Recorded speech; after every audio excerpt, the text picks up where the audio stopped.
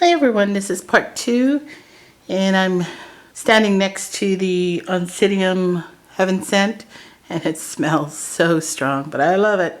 So anyway, this is the second unit. This was the, this was the first unit. They did the top shelf. I didn't do the bottom shelf because there was really nothing going on there.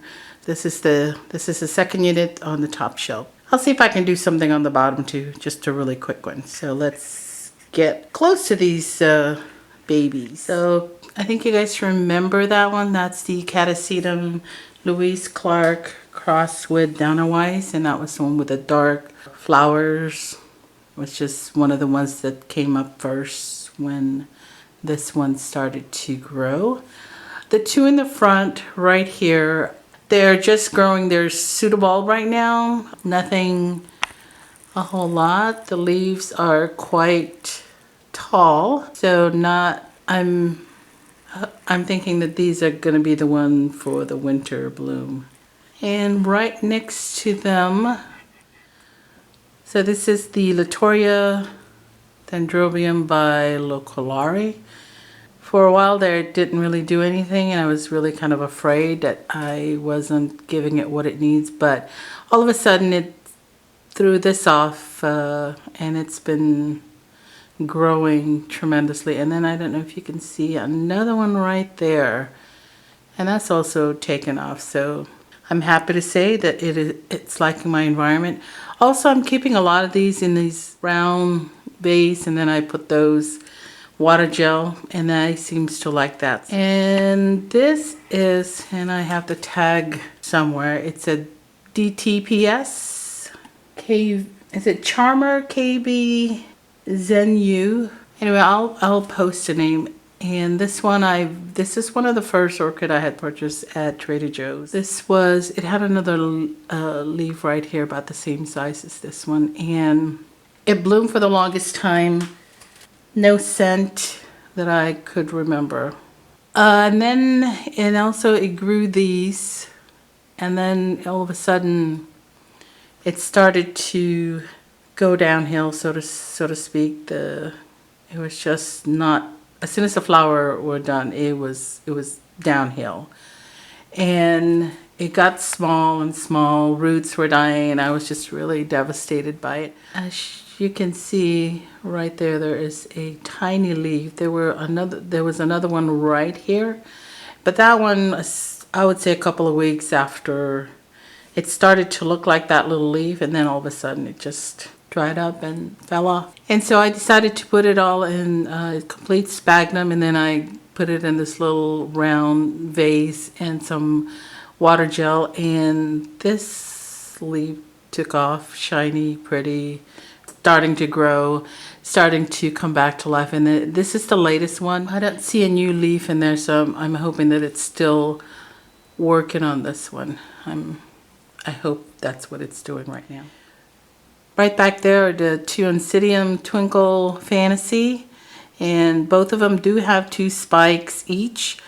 Although this one, it's probably, you can probably see there's kind of like a little, looks like a little line or something. That is a spike, but it's very tiny. I think it has maybe 6 little buds in it. But this one's really doing really well, and this is probably going to flower first, but I can't wait to, I do need to repot this because it's now to a point where there's keiki growing on top of keiki. It's just, won't be able to do it this weekend, won't be able to do it next weekend. I hate the fact that it's so many keikis, but I've heard that's just the nature of this orchid, and I'm fine with it as long as it's liking it in the environment, so it's all good. I think you guys remember this one. This was the one that I had purchased from the Louisiana Orchid Connection, and this is a fowl cross with, it's a cross between Equestrius FMA alba with Bellina FMA alba. Remember that? And I've been looking at this constantly to make sure that it has not gone any worse. It has a single bud that is waiting to open, and that little bloom is actually growing bigger every day, so I'm happy. This is also a fall species, one of the last one that I had purchased from the San Francisco Orchid Society. It's just hanging out. I love the spike. It's one of those flat, thin spike. It's different from the others, but I do like it.